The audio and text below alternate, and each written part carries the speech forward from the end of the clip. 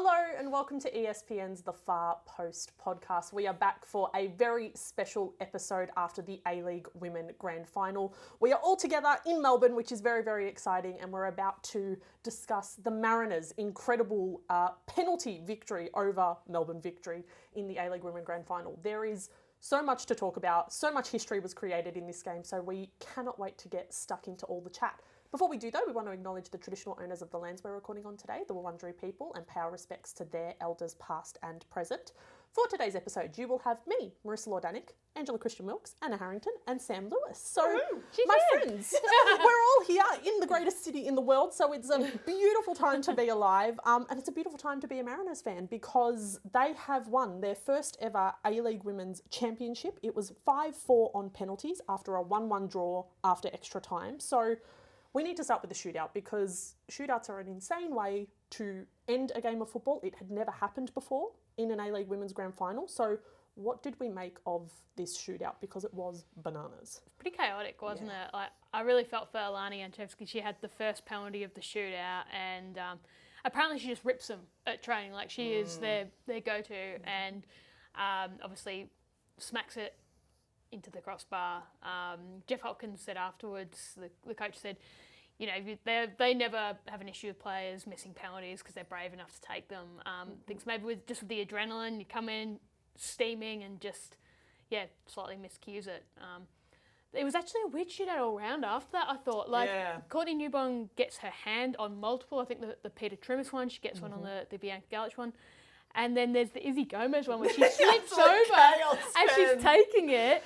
And then it's still on target, but it gets Courtney Newbong in the feet, but somehow still goes in. And Gomez just on the floor, how has that happened? Yeah. It was funny, Bianca Galich, who obviously takes the winner, actually said to us post-match, I knew that I went and looked at the dirt. That's what she took ages to take it, obviously, because she was like, I knew if I scuffed it, I wasn't going to have the same luck as Izzy. So I went back and hit it into the ground just to make sure it wouldn't give way on me. And she did. Otherwise, I thought all the other victory penalties were excellent. Yeah, they were. Apart from, obviously, the poor Alana Janchevsky's. That Gomez pen, I think, was the perfect epitome of the Mariners' run. They just had such a charmed life through this whole final series, right? All the way back to the first leg of the semi, the prelim final against Camp. It was just an amazing sort of universe was here you go, have a treat. You know, you haven't had a good thing for a while. That penalty from Gomez, when she put her hands on her head and just looked at the sky, I was same. It feels like all the Mariners fans who are in the stadium were just there's someone up there watching us and throwing out some blessings. It was wild, but also real credit to the two teenagers. The first two penalty takers for the Mariners, oh my God, I would just absolutely be wetting myself if I was in that situation. But for two teens to step up and take them as calmly as they did, wow, that takes some real mentality and some real positivity in terms of the culture of the team as well. For all of them to feel that is something that is real and that can happen and that you are capable of doing this. What a testament to Em Husband and to the club overall. And the booing in the stadium was loud. It was pro-victory. I was somewhat surprised, I don't know if it was the coin toss, that it didn't happen at the other end, which is very victory dominated. It's weird actually, for those who know Amy Park, the end of penalties are at the north end is usually where you see all the victory actives and where it's probably the most feral, if you're taking a penalty that you don't want to bear. But it was actually very Mariners dominated behind the goals. But even talking to Galich, she said she heard the booing when the other players are copying it, but when you're the one taking it, you're so homed in on what you're doing that you just aren't paying any attention to it. Yeah, it was interesting. The booing, I've never really encountered that in a women's football setting, the booing for just booing's sake. And I was kind of thinking about it, and I talk about it a lot with my partner because she hates booing. It makes her quite uncomfortable, and we did yell at a man when he was booing Gianna Fuller as she was stepping up.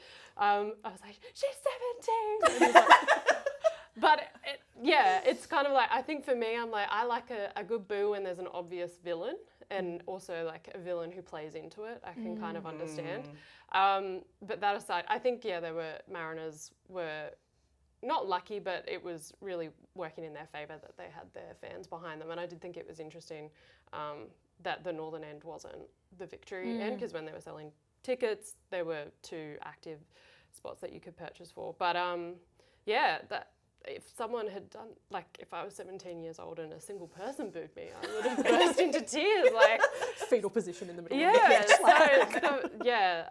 And I think post game, I'm not sure who mentioned it, but they were like, Tiana Fuller's just like so confident. So I'm really excited to see where she goes after this season as well, because she's still so incredibly young. But yeah, it was. I was quite impressed with Langman able to get. I think she got a hand on that first penalty to make sure it didn't go in. We weren't sure. I thought initially she had, but then I think looking at it afterwards, it was full clang into the crossbar. She read it the right way. It's just like, it was a tough one for Angela. With booing, I actually feel like penalty shootout's kind of fair game. Like, I think the Matildas shootout against France, there was definitely crowd noise in that one. Yeah. And it's not malicious. It's not directed at Tiana Fuller. It's like, it's a penalty shootout. It's literally, it's a roulette, right? Like, it's a total lottery. If you think there's one thing that can influence it, if you're the crowd, that's literally the only thing you can. And I think a lot of the players block it out. Like, I don't think they actually, as I said with Galich before, when they're actually lining it up, that's everything else seems to get sort of drowned out. So I agree with you. I like it for a villain, but I think pen shootout's a pretty fair one. I don't love it generally in normal play. But yeah, I think it's fair game when it comes down to that. Yeah, there was some booing of the ref during the game as well, which was, I understand where it was coming from, but again, it's like, I don't know, maybe set it aside. But I assume that was partly to do with the handball that was not called against Taylor Ray. And Sam, you did mention that the Mariners seem to lead a charmed life. This was just another element of that. So should it have been called as a handball, and we need to then reintroduce the VAR topic? Do we want it in at least finals to potentially eliminate clangers like this? Should have been called as handball, absolutely. Like, the replays show it was very, very blatant. It was potentially the denial of goal scoring opportunity as well with that cross coming in. But should VAR be introduced? No. My God, no. Like, look how it has affected the men's game so fundamentally. No, I think the broad, like the many ways in which the introduction of that technology has sort of reshaped the game, shaped the way in which like goals are celebrated. Like, it has just done so much extra damage that it is not worth moments like this being clarified. And yes, like last week's offside goal to Izzy Gomez, this penalty miss because of that handball. Sure, like you can look at those and be like, they should have been called out. But really, like, the refereeing should have been better there. You know, like, those were two pretty obvious calls. And when for the handball, I don't quite know because I don't know where the linesperson was standing. But, like, for the offside at the very least, like, it was so clearly an offside to everyone in the stadium. That's not that doesn't require VAR. That requires just a good referee. Yeah. You know? Agreed. So no, I think like a blanket no on the introduction of VAR. I think it causes so much more damage, and it's so not worth the small moments at which it can rectify. Please keep it away from us. And it's so expensive, VAR as well. Yeah, There's the staff inside of things. Like, you've got to have the VAR, you've got to have the assistant VAR, you've got to have more cameras. And then, as we've seen, I've covered a lot of A-League men's, it doesn't necessarily make the whole product better. It makes it slower, you get frustration, you get delays, you get more booing from the crowd because there's big delays in the game. Impatient. But I think your point stands, Sam. Neither of those decisions should need VAR. I know that's what VAR is actually for, those clear and obvious errors. And that's what those two were. Like, you know, credit to the officials. I think Victory will probably feel hard done by because they're two that could have gone the other way. The Emily Gilnick offside was offside, correctly called. The Claudia Bunge, the initial equaliser, got chalked off for the foul because Sarah Langman got knocked into next week.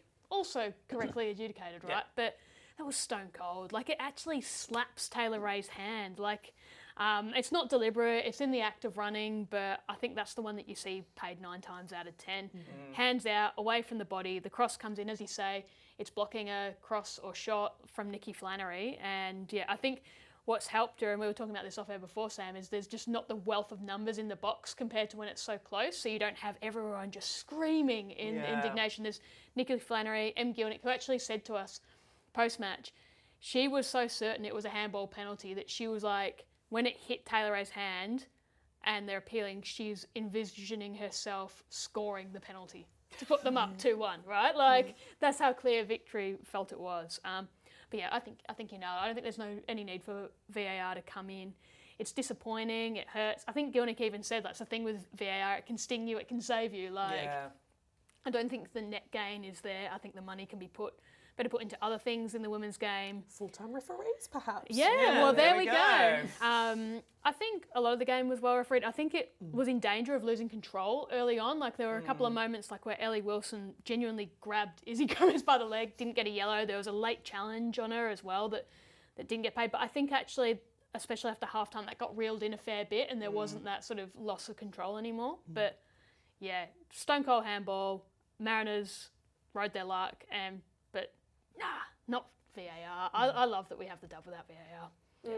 Yeah, I was chatting about this with friend of the pod Jay last week on Instagram, and it's interesting that soccer doesn't have any of like those mechanisms to trigger just a review in particular instances. Like they have what's it called? Captain's Challenge? Captain's Challenge in rugby, and in tennis they have three times or something. Like, it's interesting that that's never been a possibility. But again, even if you had that, you'd need the technology to like be able to assess something in that moment.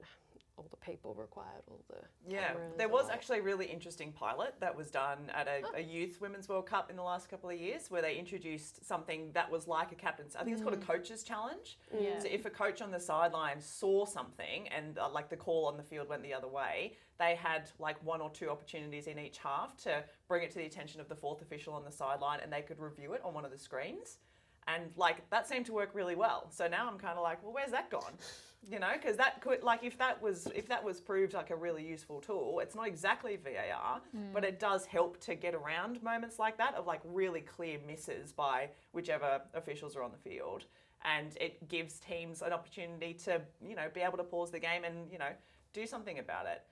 So I'd be curious to see whether the introduction of something like that could maybe be a good middle ground for this conversation.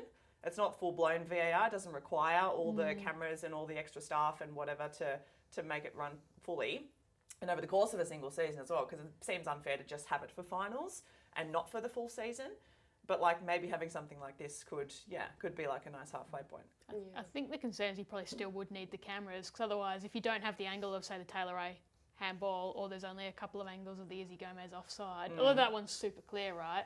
You wonder where it comes in. I also love the idea of training some of these coaches when some of them, especially in the men's game, are in constant dialogue with the fourth official. Like, you get your 2 times, and if you get it wrong, you're out. Yeah. But yeah, I think also there's the concerns there I prefer the idea of a coach's call to say a captain's call, because if you make the wrong call, we've seen it in cricket, like we think of a Shane Watson where it's like, you are so bad at reviewing your own things, you know? Or some tennis players. Lotto references. And Roger Federer is the other one that was shocking historically at challenging calls, right? And then it's like, you wonder if that comes into it. Yeah, I think Marissa hit the nail on the head. More full-time refs, like, just can't be missing those things. I still think the Gomez one was worse than the Taylor Ray one. The Taylor Ray one, there's the angles and those sorts of things, but yeah. But the Mariners, geez, they rode their luck. And when Izzy Gomez slipped for that pen, I was thinking, she's clearly going to be player of the match here. Yeah. She scored the goal that could have been the winner.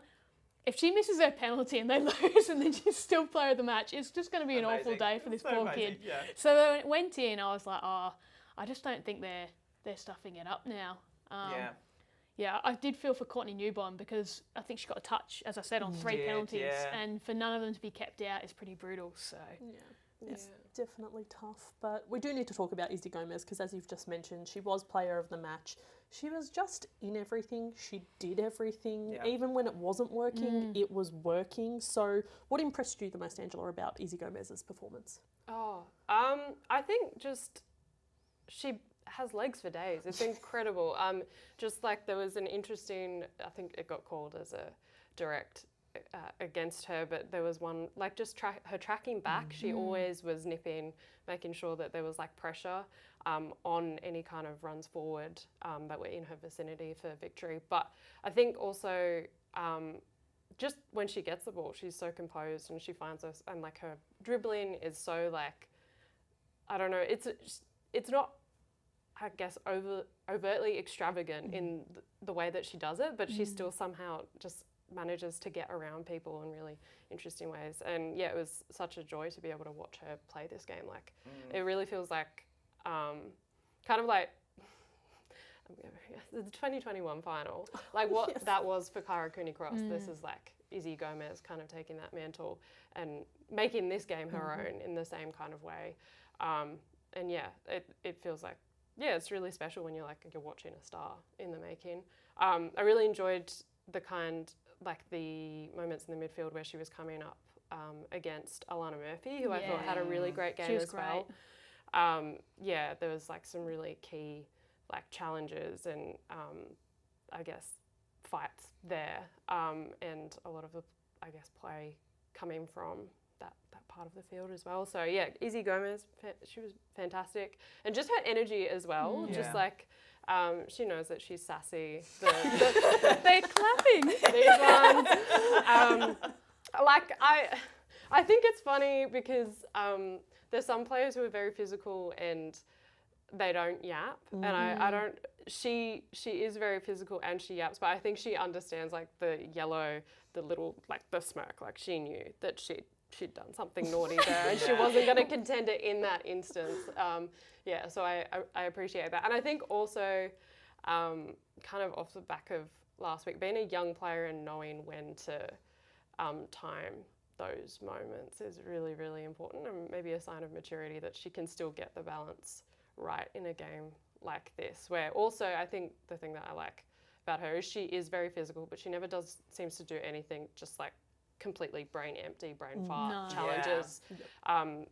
Whereas there are some other young players that we've seen this season who have done things that are just outright dangerous, and it's like you don't have to do that. There's always kind of some kind of intention or purpose to her nipping. Yeah. I wonder as well if there was something extra to it for her, because she got a couple of big challenges, as I mentioned off the top, from Ellie Wilson. And Ellie Wilson, I think, is actually the player that went through her when she got the MCL tear back in November, right? So coming into this grand final and you're getting the physical treatment early days, and, you know, that's good, like, nuggety sort of grand final work from Victory. You target players, right? You want to make them earn it, And she was so unrattled. I love what you said about when she gave away that yellow. I think she even looked at the big screen, had a look at it, and then went, yeah, fair enough. Like, I went back and I stopped the play. Yeah, probably a yellow. But like you say, it was so smart. Like, it makes you think, and she's not a similar player at all, but when you think of, say, at times where you've watched the Matildas in the past, where an Emily Van Egmon's sort of gone, not catching her, it's going to get dangerous, yoink. Like smart players that go, there's a time where you've got to be selfless and pick up the yellow and then know that you're going to be walking a fine line for the rest of the match. But she just sort of dances along the fine line. Like, she never looks like she's going to do anything stupid. I love the Kyra Cooney-Cross comparison because she feels like when she's coming into that Matildas environment, she's going to be able to bring something different. That those driving runs, for Kyra, they come from very deep, like a six. But Gomez, and this is something that Em Husband's worked with her tirelessly on over these last 2 years, has been playing, and especially since coming back from injury, has been playing in a more advanced role. So those runs are already starting quite advanced, and then she's breaking through and making great chances. There's those late runs into the box, a bit like a Tamika Yallop, where she's bursting through. And even like I mentioned with the semi-final last week, where she was out on her feet and still managed to have that final run. She was doing that time and time again yesterday. It's quite incredible. She rides those physical challenges. She has that vision with her passing. I think you said before, Sam, the way she can sort of glide with the ball as well. It's not like flashy dribbling, but it's so effective. And she's so direct. Like, she's just always looking to progress the ball. Like, whenever you're watching her play, you're like, she's not just messing around with it or trying to get the ball to be involved in the game. She wants her involvements to make a difference. And I think that's so exciting about a young player, because I think sometimes when you're establishing yourself, I think when you talk to players, they can talk about, you feel like, or coaches will talk about players getting selfish because they feel like they're not getting involved or things aren't going their way. But she just looks like she's trying to involve her teammates. It was, it was really great hearing her teammates talk about her. Em Husband just talked about her as a pleasure to coach, like her work rate, her personality, her character. She's overcome 2 MCL injuries, she said to me the other day, Izzy said to me the other day, in her career. So she knew how to attack this one. And the way she's come out of it even better. I think the line that Em Husband said that was really telling was, I just would have loved to have known what we could have achieved this season if she'd been fit all year. Yeah. Like, I've you been can thinking tell about they that. think they could have challenged for the premiership. They could have been top 2. Totally. And that's where they're looking for next year, especially if they can keep hold of her. Yeah. Yeah, Izzy Gomez is such a magnetic player. Like, there are Yeah. very few players in the dub who, like, you will turn on the television to watch that player specifically. And Gomez is that for me. Every time she gets the ball, she wants to do something smart with it. And for such a young player to have that kind of game intelligence already developed is so exciting. The fact that this is just like her 2nd or 3rd season at this level is extraordinary. She's already playing beyond her years. She's been called into the Matildas multiple times now. She's been the player of the match of a grand final that she's helped to win. She dragged this team pretty much single-handedly all the way to this game, you know. Yeah, she's extraordinary. Like, she's got such great balance. She's got such great smarts about her. She's so, like, clever with the way she uses her body, really, like, escaping that kind of, like, danger zone of being too physical and getting in trouble for that.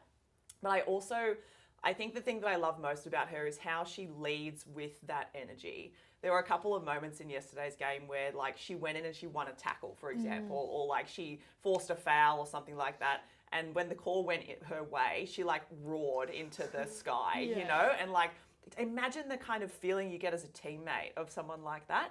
Like, seeing them put everything into a moment and, like, come out of that the winner. You know, that would give you such confidence. And that's what I feel like the Mariners have had all the way through this final series. They've just had this kind of real galvanised sense of confidence in themselves. Like, they know that if they stick together and they work hard as Izzy Gomez works every game, they'll be able to do something really special. And that's what they've done. You know, like, what an extraordinary example of not just a really smart coach who comes in, but also the way in which culture of a team, like a whole bunch of cast-off players, remember, coming from all these other teams, other clubs over the last couple of seasons, brought together, having a head coach to make them really believe in themselves again. You know, like, they all had the technical ability, they were all smart, they were all fit, but, like, it's belief, actually, that brings a team like that together. And now look what they've done. They've made history. Izzy Gomez, it was her 5th season in the league, Sam. A completely uneventful stint at the Wanderers, 2 sort of strange years at the Wellington Phoenix where they were in Wollongong and it was sort of like all over the shop. And I know that she said before she was in and out of junior Matildas camps, never picked, probably needed to get her fitness up, needed to build different areas of her game. And I think it's a nice sort of segue into what Emily Husband's done with this team, which is quite extraordinary over the course of 2 years. Like, when she started, they had 1 player signed, Annalise Rasmussen, and they've built this squad. And it's been this really interesting exercise. I was talking to her the other day for a piece, Husband, and it's been this incredible exercise of looking at players and looking at the budget they have, because obviously we know it's oily rag sort of stuff with the Central Coast Mariners, and going, well, maybe we can't afford this player, but can we afford someone who can develop into a player like that? I think Jess Nash is a great example of that, who was fantastic yesterday. So good. Izzy Gomez is a great example too of someone who could develop into one of the best mids in the league. But Jess Nash, you look at her, Husband was her assistant coach at Canberra when she was a 16-year-old holding down the fort at centre-back after Claire Hunt got injured. She's gone to Sydney FC, not been able to really crack a spot at all. And, like, that's saying a lot about the quality of players at Sydney FC at the time. It probably wasn't the right moment. She went to Melbourne Victory, regular starter, but as a fullback. They saw her as a fullback rather than as a centre-back across those couple of years. And speaking to Jess, she sees herself as a centre-back. She sees herself as a long-term centre-back. That's where she's played young Matildas. That's where she's started her career. And she just wanted the opportunity to play in that role and show what she could do. And Husband managed to get her out of Victory. And, you know, I think Victoria were keen to keep her, but the promise of being able to play centre-back got her over the line. And she's done that. She's held the fort. When Taryn King was coming back from her ACL, she was the one leading the way. They've had something like 7 or 8 different centre-back combinations throughout this season, and they finally got their preferred one on the park, like, at the back end of the season, which is obviously Jess Nash, Taryn King. I thought yesterday it was a real good tactical moment from Husband as well, because Victory were seeing the starting lineup and thinking, probably going to be a back 3, Taylor Ray slotting in, because Taylor Ray's not been able to play midfield because of her, 1, because of her injuries, 2, because of the defensive injuries. So she slotted in. at defensive midfield. But then I just thought Taryn King and Jess Nash were fantastic yesterday. were. This is the first time Taryn King's played 90, I think, since doing her ACL last year. They had to build her minutes through finals. And she sort of did the real bully work with Em Gilnick, and Jess Nash was the one that was getting the ball away, clearing it. But then when obviously Kings had to pull the pin before injury time, Jess Nash was just extraordinary on her. I think it was the 97th minute where Gilnick should have been able to get a chance to score, and Nash has somehow stopped it. She was incredible. I just feel like that back line sums up their grit and also their talent and the potential that they have. Because, as you said, Sam, these are players that are a real mixed match. You've got Sarah Rowe coming from AFLW. The Sarah Rowe subplot kills me every time. You got Blake Hughes, who's 17, moved over from the US and comes on and plays a half an hour sort of here and there. Annabelle Martin has had a really great season, and she's a friend of the pod, Annabelle Martin. She was fantastic, and it's just such a credit to what Em Husband's been able to do with this group, those players in particular. Yeah, 100%. And like I think it's worth mentioning as well that this is the first time in 10 years that a woman head coach has won a grand final in the A-League Women's. The last time was Canberra United in 2015, which, that's a pretty interesting discussion in and of itself, why this is happening. But Em Husband has come in with this budget, with this group of players in this time for the A-Leagues generally as well, and has managed to do something that is actually quite extraordinary. We've mentioned it when we talked about the young Matildas head coach appointments, junior Matildas head coach appointments. What a shame for Football Australia that they didn't maybe talk to Em Husband about stepping up into a national team role, because just in this short space of time, she has shown so much about what she is capable of doing. And whenever you speak to her players, they are just glowing about the kind of culture that she's created for them. And that's a pretty amazing thing to have for someone who has only been at coaching at this level for 2 seasons. It's amazing. I hope that she gets all the chocolates and that she gets more opportunities, sort of stepping forward in terms of national team gigs, in terms of all-stars gigs, because this is the kind of woman coach that you should be nurturing. She's only in her mid-30s. This is her sort of second season as a head coach. She's got lots of experience. She's got lots of connections to NPL as well. She is the kind of person that you want in the Australian football coaching ecosystem. Don't let her go, for the love of God. Don't let her go overseas. We need her. I think there's probably a few things that might come from this, but I wonder if this now makes Mariners the place to be, or a very attractive prospect for players who might be looking to move on. One player that came to mind, Rihanna Polosino, who was at Newcastle, and then she kicked on to City, and there's been chat about her kind of fading a little bit this season. But when we look at a Taylor Ray, for example, she's probably a good comparison for what Em Husband has done with her this season. It's not that she was kind of a background player at Sydney, but she's just been able to improve so much this season in this setup. And she was talking after the game, another player who just had so much praise for Emily Husband, and as well as giving credit for her putting her in different positions throughout the season. I think a lot of players are sometimes a bit salty when they have to play in positions that aren't the one that they see as theirs. But to be able to do that in a way where the player is coming away and being this has been great for me and my development is a great thing to hear. But I think also with Em Husband, something that stuck out to me in her interview on the broadcast was she was this is the first time that I felt proud of myself. That made me feel really sad. But I think maybe it is one of those things where she's had to do this to be able to even back herself in putting herself in those rooms and those positions. And I think having this run under her belt, not just this season but last season as well, I hope that she is taking stock of that. I've never kind of viewed her as someone who I don't think is there such a thing as a confidence coach. I don't know. We don't really view them in the same way as confidence players or that kind of thing. But just the kind of chat around her, it's never come across that she's someone who's uncertain of herself. So I found that really surprising. But at the same time, I hope that she's stays proud of herself and is able to kind of revel in what she's been able to do here.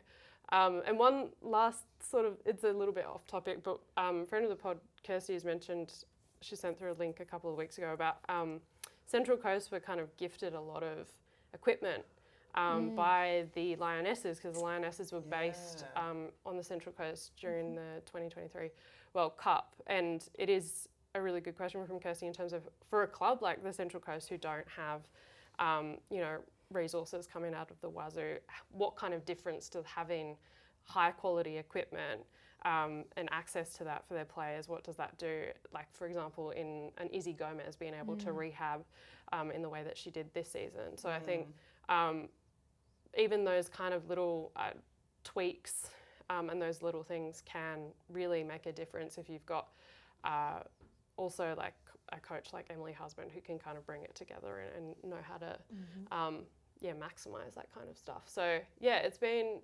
I don't know, I think people expected me to be sad after the game, but I'm always here for the fairy tale, and I feel like I've had my fairy tale experience with the VUC a couple of seasons ago, and I'm just like really happy about for the Central Coast and the story and what this has been for them. And I'm really happy for Annabelle Martin. A real friend of the pod. Your gal, Annabelle Martin. I'm like, I was there in the trenches with you, Annabelle. I met you like about a decade ago, and I just feel like she's so deserving because she's one of those players who's just put so much into this league and hasn't necessarily had this big moment yet. So, and there's a few like that in this team. Well, I think she sums it up right. She's a player that was not too many years ago, like trialling with every club, trying to get a gig, had a go at the Phoenix, couldn't crack it, and then has been a mainstay, worn the captain's armband. And I love what you said about the facilities as well with what Husband and the Mariners have done, because when I spoke to her about it, she said it's like, you just have to find a way. You have to get creative. You lean on the people in the community. You lean on what connections you can make through the club, through the players, through the coaching staff. She said in the presser yesterday that it was about accepting the help when it's offered. It's something that she's had to learn to do. And she said in sort of multiple interviews that when John Curran, who's the football director at Sydney Uni, offered her the first grade role, because she came here, like she'd played and then coached in the US and then came here literally as a backpacker, like had backpacked Southeast Asia, did the working holiday visa thing, started at Sydney Uni, coached from like under 10s upwards, and then John Curran said, you should be the first grade coach. And I think she's gone, no, I shouldn't. And he's like, well, you're going to be. And she was like, and she was like, she actually said to me, she was like, if he hadn't put me, if it wasn't for John Curran, I wouldn't be in this position, because if it was up to me, I wouldn't have taken on that opportunity that's helped lead me here. And I think it just sums up like that idea with women coaches, as you say, it's about the opportunities, it's about the pathways. And I think Emma would be the first to say, she's not saying every female coach deserves to get these opportunities, but the ones that are grinding it out, that are putting in the slog, that are showing the ability, that are, spending the money on the coaching courses, that are so invested and involved day to day and just trying to make themselves better and better, they deserve absolutely everything they can get, because look at what you can get out of it when and it shouldn't have to be that you're of Husband's excellence to get those opportunities, right? But she just shows what you can do. And it's amazing when you hear the players talk about her, like beyond like a motivator and a confidence coach, she's that tactician. She's made them switch to a back three and then to a back four, and then, as you say, Taylor Ray's been here, there and everywhere, and they're just sucking it up and getting on with it. And I think the really interesting thing now is going to be retention, because when a fairy tale small fish team succeeds, everyone's looking to pick the eyes out of it. Like overseas... brutal. Yeah, it's true though. It's so true though. Look at the Mariners men's team and the players you lose, and that's not just to... You lose some to... other A-League clubs, you lose players to overseas. There's clearly going to be interest come for Izzy Gomez. I imagine other players will have interest. A lot of players would have been on one-year deals. And asking Husband about this yesterday, she was like, well, I think the players will sort of rally themselves. They enjoy it. They get the most out of it. And the thing is, they don't want to just stop here. They don't want to just have the fairy tale. They want to go one better. They want to win the premiership next year. And then if you win the premiership, you go and you take on Asia and you go for the treble the next year. So like, when you've got someone who's that ambitious at the helm, you go, well, this shouldn't just be a one-off thing, because they steadily built from last year. and now they want to go and take it up to City, to Victory, to go and challenge for the plate as well as the championship and show that it's not just a one-off. It's a pretty special fairy tale, but when you got someone like that at the helm, you go, maybe you can try and turn it into a dynasty. Who knows? Yeah. And now the onus is on the club Yeah. to give her that runway, to give her those resources, to give her that budget, to make sure that she's got all the things that she needs in order to continue that dynasty, to create another fairy tale. I think it's a real reminder, this win, and off the back of the men's win last season as well, that like this is what a football club in Australia can be. Like, it's not just this sort of like separate sort of commercial exercise. It's actually something that is in the community, and talking about like leaning on the different community members, leaning into the families, like to try and get all this help and support for the players. Like, that is what football should be about. And one of the things that I loved most about yesterday's game was the fans. How many Central Coast fans came to that game who were all spread across that grandstand? Like, awesome. Like, how, like that is the kind of commitment, right? No clean sheet today, guys. 35 minutes, well done. When you sorry, Marissa. Sorry, Mickey We Mouse. didn't even make it to half time. When you have a club that really represents its community, like you have that kind of symbiotic relationship with the community. Like you're one and the same kind of thing. And I think Australian soccer has struggled a lot, especially at the A-League level, with trying to build that relationship, that kind of emotional connection between club and community. And the Mariners, I think, have really found something quite special in that. And it's a real lesson for a lot of other clubs about how you develop that kind of relationship and what that can look like. Because, like, they are, this club, one of the lowest budget clubs in the country. They are one of the smallest populations. Like, they should not, according to some traditional metrics, be successful based on this, right? It should be the big clubs, the rich clubs, the clubs that have the biggest catchments, the biggest fan bases, blah, blah, blah. But look what they've done, you know, and it's such a testament to that sort of real appreciation, I think, that community and club are actually one and the same, as opposed to a club is something separate and and the community simply it's market or it's members or it's, you know, like you're just here along for the product. You're not actually part of this thing with us. But the Mariners they do the opposite, and that's something that I think is like, that's the biggest takeaway for me from this and from last year as well. Like, this is what the A-League should be, actually, is the Central Coast Mariners. Well, Mark Jackson, the men's coach, was I think he must have probably been in the function you were at, Sam, but they were next to the media box and he was the one losing it more than anyone when that last penalty goes in. And then actually on the other side of the media box, you had a lot of the Victory men's players who played at Auckland the night before, and they were losing their shit throughout the game. Like, especially as it was ramping up and Victory had chance after chance. And you're like, this is what it's about. Like, so many people don't realise these players care. Like, the men's players, the men's coaches, like, they see it as one club. They train, you know, they're involved in the same place, but especially the Mariners. Like, you know that Mark Jackson and Emily Husband had this incredible respect for each other. That became clear last year. And just when you see that passion come out, like that whole club, as you say, that whole community, I think half of the Irish population of Melbourne might have been there supporting Sarah Rowe as well as her AFLW teammates. It was incredible, the amount of yellow in that stadium. It was real, and there was so much yellow at Casey Fields last week as well. It's really special, and hopefully they get to soak it up with the players a little bit too. Yeah. Quick note on Annabelle Martin as well. Absolute shout out, love her. It was mentioned on the broadcast that she is the longest ongoing dub player to have not scored a goal. And that comment came as she was like skying a shot off into the back of the stands. 97 games without scoring a goal. I'm just happy for her that the other one was given to Claudia Bunge, not called an own goal when she tried to keep it out. You know. I think, it was already in once she got the foot to her. She tried though. And some of those angles, it was like, is it happening again? But then obviously it was very conclusively in, and Victory equalised. Just briefly, we've mentioned the word fairy tale a couple times, and you guys have mentioned what has made it a fairy tale, but we haven't actually spoken about the fact that, you know, this is the Mariners' second season back in the competition. There was no Mariners for 13 years. They were a foundation club that then could not continue because of financial reasons. So just briefly, this story of the Mariners like emerging from the wilderness to come back and do what they've done, how special is that, I suppose, in terms of great Australian football moments? Yeah, it's extraordinary. Like it's the underdog story that you always want to have. You know, you always want to live. You see them happening sometimes overseas. I remember when Leicester won the Premier League, for example. Great like, times. holy crap, where did that come from? You know, and that still sticks in people's minds because it was such a disruption to the norm that had been created, to the trends.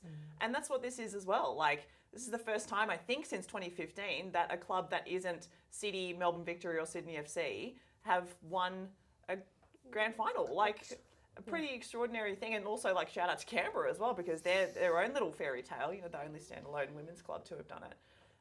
Yeah, it's amazing. And I hope that, like, I hope it continues. You know, like, we talk so much about, like, chaos games in the dub, and, like, this is why you watch it, because you don't want it to be predictable. You want, like, just stuff to hit the fan. And, like, this is that. And that makes people interested in it. You know, it's not just the same old clubs over and over again being successful. Sometimes you have a little club that comes from nowhere and does something really special. And that's what gets, like, neutral fans or new fans, like, really engaged as well, wanting to go and watch and see what the unpredictable nature of this thing is going to be. And that's great. That's what we all want, right? I hope as well, Sam, honestly, this gives a few other clubs a bit of a kick up the arse, right? Yes. I think you can exclude Adelaide from this narrative with how well they've done and their recruiting, but I think the most obvious one you look at is Western Sydney Wanderers. Like, this should be the club that they've obviously done great things with their men's program this year. Look at some of these players that could have been in their mix, like Izzy Gomez was in their academy. You look at Holly McNamara's from that area. Like, they're just a couple. The number of players that have played there, moved on, done well, done brilliantly. And it's like, you don't need that much. You please do put in a lot, like, to invest in your programs. Like, please don't take a stingy approach. But it doesn't actually take But you that don't much. have to have Melbourne City finances to make this work. Everyone knows the women's game is not as expensive as the men's to run. Like, this could happen. Like, Brisbane Roar, another great example.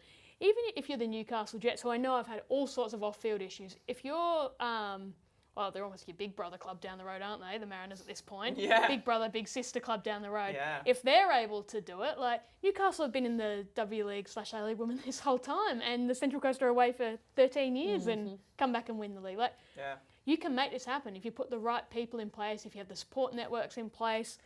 If you are smart with your recruiting, I think the Central Coast was so astute with some of those players they've brought in. I think Adelaide as well. Like, you can make this happen. Like, and it's just having that commitment from the top down and investing in the right people. And we shouldn't be seeing teams absolutely battle like we have done the last few years. Perth Glorious, they can have a shout out, a negative shout out too, because I don't want to leave anyone out. Like, I think Sydney FC can leave alone because they've traditionally been fantastic. Obviously, Victory and City, the other ones to be winning things in recent years. But if you're anyone else that's not been investing, why not? Like, look at what that brings together. Look at what that would have meant for people on the Central Coast, those players, Australian football, aspiring footballers, creating and coaching pathway. And the thing we didn't mention is, can they keep hold of Em husband as well? Because people are going to come calling for her as well. She said she doesn't know what her future holds. She loves the Mariners. But if you're smart, you're going after a coach like that who can do incredible things. Brief note on Melbourne Victory, because that's devastating, right? Like, fall 2 points short of the premiership, and then once City go out, I think they were very keen for a Melbourne Derby grand final as well, right? Because they didn't beat them this season. And to go out on penalties is just heartbreaking, right? Like... Where to now? Yeah, what needs to change? Because it really is, you know, a matter of millimetres, really. That's the only reason that they haven't won. So are there major tweaks that need to be made, or is it very, very minor stuff? Like, what do you think they need to change? I think the thing that stood out for me during the game yesterday was I kept checking. I was like, oh, Victory have only made one sub. So Rachel Lowe came off, and that was, Jeff Hopkins talked about it in the presser, that was like quite a deliberate move to move Gilnick into the middle and have Furphy out on the left and get her making an impact, which I think, to her credit, I think she had a pretty decent game, but a very close chance that just kind of was a bit chaotic towards the end of regular time, I think it was. But I think we've talked about how much Em Husband has, I guess, put a lot of faith in her players, and Hughes is a good example, or Tiana Fuller as well. I think maybe they didn't have the best regular season, maybe as a consequence of this, of her putting this trust in more inexperienced players, and maybe paying a price somewhere along the way for that. But I think Jeff Hopkins, on the other hand, I think there's been like a little bit of reticence to do the same thing. And so I think we've seen this season, like with the likes of like Ella O'Grady and I think Rosie Curtis as well. Them, to me, it seems like he's like, they're going to be the next gen kind of for this squad, but they're not right now. And so maybe that kind of fed into them having a bench with 4 players that weren't used, and like a good handful of them are quite young. And so I feel like maybe that just indicates a lack of trust, or maybe a sense that they're not ready to come on in a big game and make that difference. And I suppose with a grand final like this and going into additional time and penalties, it gets to a certain point where you don't want to be yanking someone who you don't know could take a penalty or that kind of thing. Getting that balance right must be incredibly hard. But I think, it was just interesting to see them have to, like so many of those players have to run out quite an extensive game.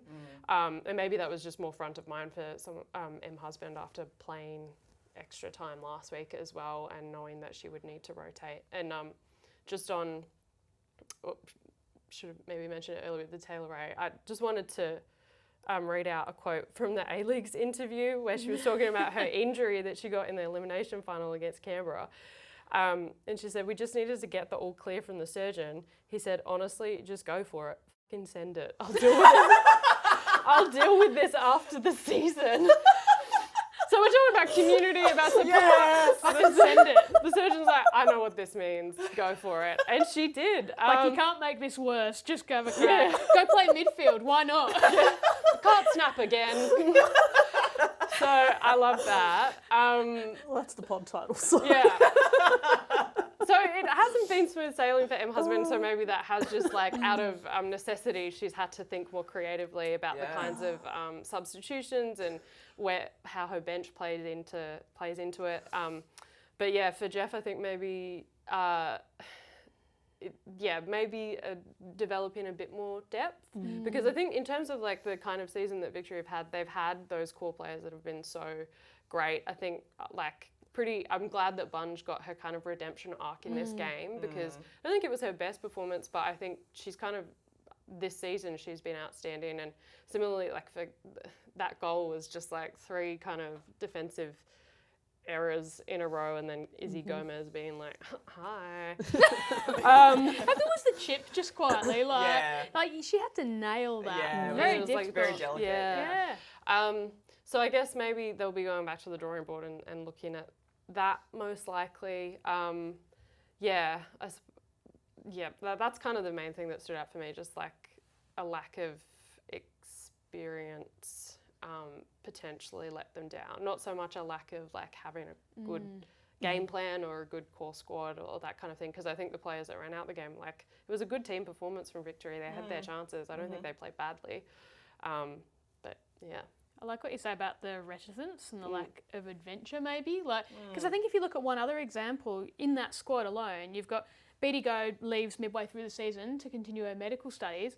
Alani Janchevsky's thrown effectively in the deep end, has always played as a winger, as a fullback, and she was fantastic. Like all season, like we know what she can do from a set piece, we know how dangerous she is attacking-wise, but she's been a really tenacious, exciting fullback. And I think, that core experience is fantastic, but when it's getting deep, there's just wasn't the sense of gamble. I know that those players were doing so well, but I think if you looked at those benches, and I know Fuller is young, I know Trimis is young, you go, oh yeah, I've seen them spark something in a game this year. I've seen them do that, whereas maybe an O'Grady hasn't really done that. Like you look at the bench, Curtis has sort of been able to pinch hit where they've needed, but apart from Holly Furphy, who was, I thought, a game-changing substitute when she came on. Yeah. They look so much more dynamic. Friend of the pod, Holly Furphy, was fantastic. Jeff actually sort of mentioned that they were, I think I said earlier, rattled by the way Central Coast lined up, because that sort of basically stuffed up things with Rachel Lowe as a false 9, right? Like she was doing a lot of thankless running. Normally, if she's doing thankless running, it means other people are able to get on the end of goals, but because of how Central Coast set up with the back 4 and Taylor Ray, it sort of thwarted that. Yep. But yeah, I thought Holly Fairfield was fantastic when she came on, changed the game, took a lovely pen as well, like really nice pen. But yeah, it was just looking at that bench, you go, oh geez, it's just not someone that's going to come on and spark something or do something different. And to be fair, they probably look at it and they might go, if we look at this game maybe 7 or 8 times out of 10, we feel like we win it based on going for an additional time. Then 30 odd shots, I think 11 on target, something like that. 30 odd shots, 11 on target. Mariners had 15 shots and 4 on target. Like, you look at those stats normally and you go, that's enough to win a game. 100%. But they have a couple of disallowed goals. They have a couple of moments where they maybe didn't shoot on sight that they would have liked to have back.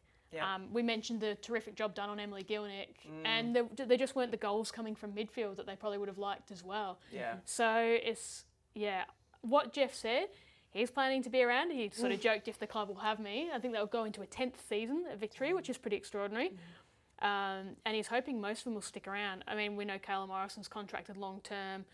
Alex Chidiak's got at least another season. I think Claudia Bunch has an option. Sorry, she does have an option for next season. It's whether she takes it.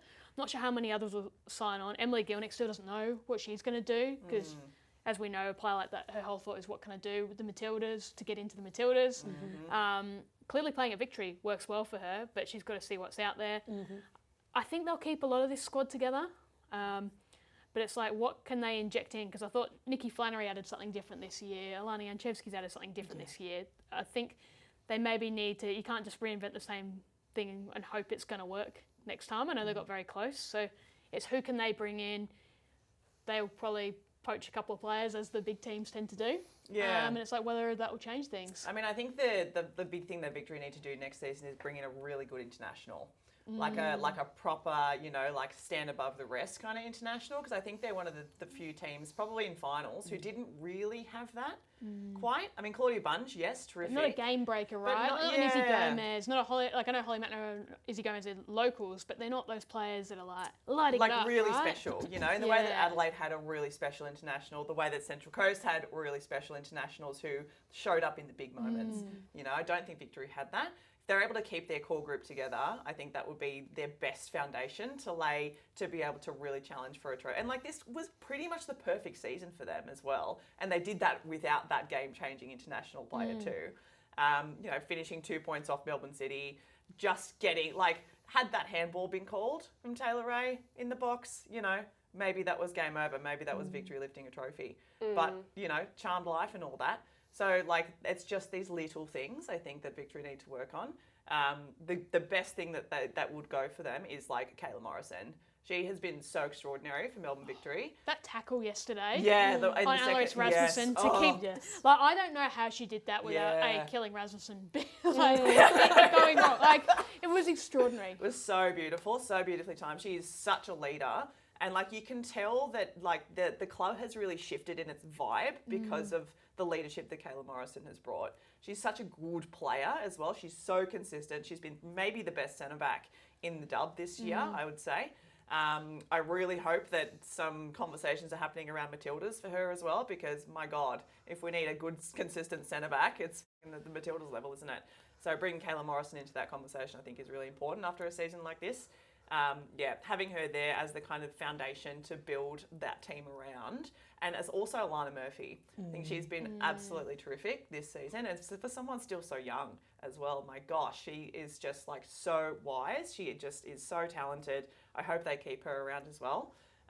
They just need to do a couple little things here or there, and I think they'll be fine. They'll be challenging for another title next year, absolutely. Some of those turns Murphy did where she spun blind turns almost. She did 3 or 4 times. It was so extraordinary. Good. Yeah. With Kayla Morrison with the Matildas, that's still cracking away with FIFA. To do with the times where she had stints overseas, that continuity you have to have in your country. I know Victory, I know FA are working hard on that, but it's just a time thing. Hopefully they're able to get through legalese, Sam. Not my strength. Maybe not our strength on the pod. But I do feel for Victory in that this could really be the one that got away. Because you look at it next year, I don't think Sydney FC are having a season like they did this year again. Nope. I think Melbourne City are going to be hungrier than ever, especially if they keep a McNamara and some of those other top players. They'll be hungry again. The Mariners aren't going to get worse, you'd think. This felt like the one where they could have pinched it, especially once City went out. And I think, I think that Emily Gilnick last night said, I'm going to need sleeping tablets because I'm going to have so many what ifs. Like, you know, it feels like that moment where they could have snatched one, and they're going to have to pick themselves up again. Like, that's all you can do. Pick yourself up, go again. Yep. I'm on the change of association platform, and it has still not come through. So thanks a lot, FIFA. Anyway, let's change the mood a little bit. We've got a couple of boots because it was a grand occasion, 6,500 people in the stands, great noise, great atmosphere, but there were a couple of things that we did not love, namely the pitch. So who would like to boot the pitch? You know, like, I always like an opportunity to bully Melbourne, and this will be one of those opportunities. Like, the weather absolutely did not help over the last couple of days like making that pitch really soggy. You brought the rain with you. What? Me? Yeah. I left the rain back Blame in the city. Sam. Thank you very much. And there were a couple of big games that had been played over the last sort of 48 to whatever many hours. The two goal mouths were just like... Ushy gushy. Yeah, they were really not good. No bueno. No, and it sort of felt like the first 10 minutes were both teams just trying to get used to passing the ball on the field. Yep. Like, you would see just a simple pass out from the back would bobble over some of these patches of dirt that had been pushed up over the last few days. Yeah, it was really not good. The number of slips as well. There are a number of players slipping over at crucial moments, especially during the penalty spot, you know, like, it was just a bit of a mud pit. And I know that it's, you know, like, what can you do about that? If you're like the grounds person of Amy Park, like, how do you fix that in 24 hours? Like, you really can't. And it's important that a game like this is held at a stadium like this, but also, you know, there's got to be like other ways in which you can try and like make a ground like this one hold up over the course of a season like this. You know how much sport's going to be played on it because you have to book it however many months or years in advance, you know? Like, you got to find a way to make this better, folks. Come on. It was just no good, and it's disappointing. I think we've seen it more in the men's this year, like your Suncorp Stadium, in Sydney, a couple of the stadiums and this is not me having a dig at Sydney, because there's some rectangular stadium thing, so many of them are shared with rugby union, rugby league. There's no rugby union at Amy Park, and the Storm weren't there this weekend, thankfully, otherwise even more torn up. Yeah, just when the rain came down in that Victory Men v Auckland game on Saturday night, I think everyone there was just going, geez, this is not going to be great for Sunday. And you feel for the players because they've been playing at, I know it's not great stadium-wise, but for example, the Melbourne City base at Casey Fields has an incredible deck. You look at Western United's deck at Ironbark Fields, which again, you got to go all the way out there, but that was the PFA top-rated one, right? Like the quality of the pitch, these players are used to playing on quick and slick decks, and this really was pretty slick, I guess, but not the right way. Not for the right reasons, no. Yeah, and the goalmouth just didn't look good. As you said, players slipping over. It was really disappointing. And maybe that's the disappointing thing, and this probably ties into the secondary boot that Angela has, is because it was the Sunday game, it's the third game, so it cops the worst of all the digging out that's already happened, and then it goes to 120 minutes. It's just, it was a real shame, like, because it was a good game, but it's like, if this pitch was perfect, how slick could this have been, right? Yeah. The secondary boot. Oh, it's just the same as the boot last week. It's just the timing of the game. There were absolutely people who missed out on watching this on the broadcast and also watching this live because of the scheduling clashing with Sunday community football. And in Victoria, at least, almost all Women's State League games, you have to schedule games on Sundays, and they're pretty rigid around doing anything outside of that. And when you I guess you combine that with the fact that we find out the details the week of, there's not a lot of flexibility, even if clubs wanted to move things around, and there's a lot of processes and stuff around that as well. So I noticed that like Melbourne Uni, they had their VPL games and they moved 2 hours earlier, so obviously able to watch the game on a broadcast where by doing that, and I'm assuming some other clubs might have done that sort of thing as well. But it's just a shame because there seems to be, I don't know if it's this whole thing around like not pandering, that's the wrong word, like focusing a lot on families and them being the ideal market and that kind of thing. I think it's not that sense, I don't feel that as strongly as I have in previous seasons, but there does still seem to be like kind of blinkers on to the fact that there's like a large fan base that are grown-ups that would love to be a part of like dub fan culture and that, and like with something like this, they've missed out on a fantastic show. So yeah, just the scheduling, and we covered it in depth last week as to why it probably ended up being when it was. But yeah, it's just Too annoying. much football. Too much football in Melbourne was the problem, actually. Like, had Western Sydney Wanderers won the men's final, it would have freed up another day at Amy Park, and would have been the Saturday. And especially a Saturday night would have been great. Like you say, I anticipate they wouldn't have gone for a Saturday night, maybe a twilight they might have looked at. It's hard to know. You wonder if going forward, do you look at, and God forbid, because there were NPLW clubs, like our top league in Victoria as well, that were playing at the same time as the grand final.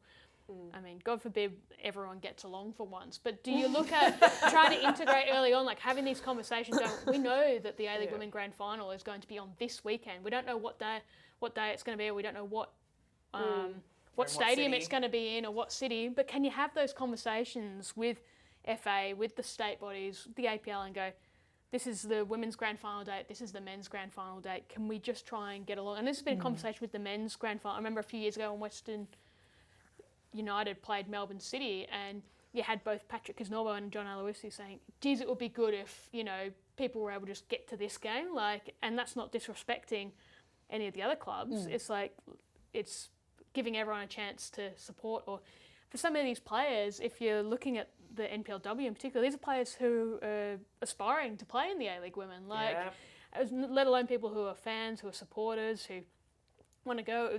It was great in one sense that so many junior footballers and families could get there, but there's still a huge amount of the market cut out. So if you had that sort of football-free weekend, I don't know if it's the answer, but maybe it's one way of looking at it for something to get around, because so much of this scheduling has to happen relatively late. It has to take in broadcast, ratings, all these different considerations. And if you just have that free window, then maybe it gives that opportunity. And it comes back to what we were reflecting on before about the relationship between the A-Leagues and the community game. Like there seems to be a bit of a disconnect there in terms of really understanding what the community is and how it works and what it wants.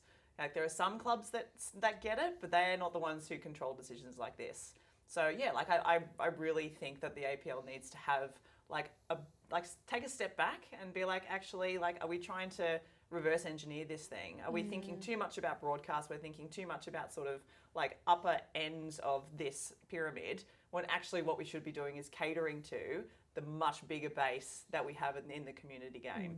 Because once you do that, like, you'll start to fill the stadiums. You'll start to foster fan culture. You'll start to bring in new markets and new demographics. You'll start to build the stuff that they've been struggling to build, and they've been trying to sort of reverse engineer it instead.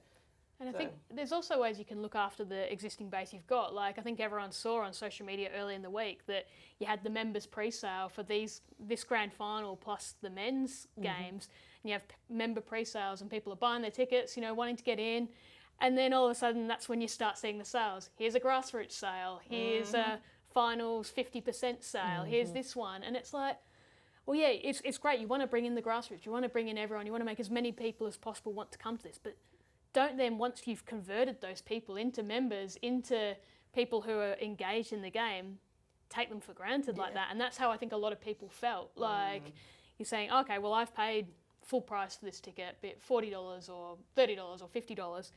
And then my mate's going to buy a ticket on Tuesday who wouldn't normally go, and he's got a special to go for 10. You're like, come on, I think just make them all 10 and you're going to get more people go. I'm not going to do the maths on this, but like, look after the people who are engaged, look after the people who you want to come along, and everyone's going to be better off. Like, because that was pretty disappointing, I think, early in the week when there should be that excitement for building tickets. And this has ended up being a third boot to have people go, I feel like I'm being taken for a bit of a ride here, which is not what you want at all. You want people to feel excited. And I'm sure a lot of those people did go, had a great time.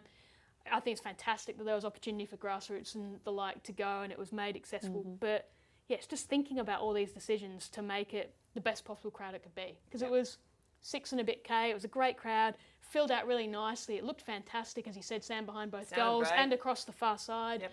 But how big could it have been? That's one that we will look forward to next grand final. But let's end this pod with just any how goods, any little fun bits that we loved from this. Harrow. How random was Sam Kerr being in the stands? And there with some of FA's medical staff, so she was there watching on, which was a real surprise. But when we mentioned it to Bianca Gallett, she'd been talking about how they were going to, hit the town and have a good time. So did you know Sam Kerr was there? And she said, she can come too. So we're like, I mean, there's the open invitation there for you, Sam, if you're still in Melbourne. Yep, very random, but there it was. Massive, how good. She also just looked so cold. She must have been like, London's finally starting to warm up and you've sent me here to Melbourne autumn. Thanks a lot, everyone. This is terrible. Any other little bits or bobs? Did I have one? I can't I don't know. remember. I feel like wasn't there a couple of things that happened online maybe that you'd clocked? Oh, God. I found some funny things. My two favourites were Alana Yanchevsky is stepping up to take her penalty. It's very serious. You can hear the crowd. She's got, the steely look of determination. They cut to the bench. Jeff Hopkins eating a banana. Which is obviously the opportune time to be doing this. But also just a classic of the Jeff Hopkins genre. Like, there is definitely celebration photos from grand finals past where he's just eating a banana. So Jeff Hopkins getting that potassium, how good. We love to see it. Some of the Mariners celebrations, I love seeing the Yes. revisiting of the Sydney FC sunglasses. Yes, very good. You remember Very Courtney good. Vine and Princess Abini with back-to-back, etc., premiers, champions, whatever. I saw ones that had underdogs. I saw ones with champs. I was like, why change a classic? If it ain't broke, don't fix it. Like, Exactly. they had all sorts of stuff with them, the Mariners, to celebrate. I loved it. They were kicking on. They were going hard. I'm sure they're feeling rough today, but they've all got medals around their necks. Oh, I remember. How good. The little car. It came out twice as well. I love that. That's all. The little. It could have come out more times when you had extra time and pens. Imagine you could get it sidling up to the penalty spot. Penalty spot! And like unloading it as well, so it just like And it it just rolls beeping. onto the. And Izzy Gomez just being like, I feel like you're just taking the piss now. Suzu, there's an activation for you. Send the consultancy fee to ESPN and we'll split it among us evenly. But yeah, it was such a fun game. It was a fun season. It was an insane season. But I think that is us done for 2024, 2025. I do just want to do one okay, other we've got little more. Let's how go, let's good, go. which was husband in a suit. Usually you see her on the sideline in the sort of Central Coast Mariners trackies. Like, love that, absolutely. But her getting dressed up in a suit with a little turtleneck. For the big occasion. And Big occasion. She came into the press conference and was like, I've got to change out of this. It stinks of champagne. So, yeah, I like that. Managers should dress up for the big occasions. Yeah. That's what finals are for. Absolutely. So, It was also, I think, very nice of her. One of the first things she did after she jumped around and celebrated with her coaches was she went over to the Melbourne Victory bench. Yes. And she shook their hands and congratulated every single coach who was part of that setup and gave a big hug to Jeff Hopkins. I think it's a real demonstration of her character. It was very nice to see. And I think she went over to Alana Yanchevsky as well. I think just about everyone did. So, yeah, it was really nice. Like, sportsmanship generally all around. We love that. Love that. And just shout out to Alana Yanchevsky. Like, She's a ripper. she's done so well this season. As you mentioned, the positional change absolutely killed it. And just, I'm pretty sure you were the one who wrote the story with the Ante Milicic quote after Sam Kerr missed the penalty in 2019 about big players big players can miss penalties because small players don't take them. And I'm just like, you were so right, King. Oh, yeah. And actually, Em Gilnick told us that one of the things she said to Alana was, look, this hurts now, but the first thing you've got to do is go and take another one. I missed a penalty at a World Cup against Norway, and the first thing I had to do was go. Yeah, we sure do. So did Sam Kerr, who was there yesterday. Yeah, she was like, the first thing you've got to do is take another one in a game as soon as you can, and that's how you move on. So, yeah, and just she made it clear, Jeff made it clear. That's the attitude, I think, in football nowadays. As you say, the Milicic quote, it's only big players that miss penalties. So, yeah. No, shout out to Alana. You will be back better because you will. But that's us done for today. Thank you so much for tuning in, and a big thank you to all the boys in the booth who have helped us produce this very special episode today. We're very, very grateful. But as always, we're over on espn.com.au and the ESPN app. You can find us on Spotify, Apple, and all of the usual pod spots. If you like what we do, leave a review and subscribe. If you want to chat to us, we're at the Far Post Pod on all social media. This is probably our last dub pod. There might be a couple of others, we'll see, but we'll definitely be back for Matilda's friendlies. We've got so many to look forward to now, so we absolutely can't wait. But until next time, see yous.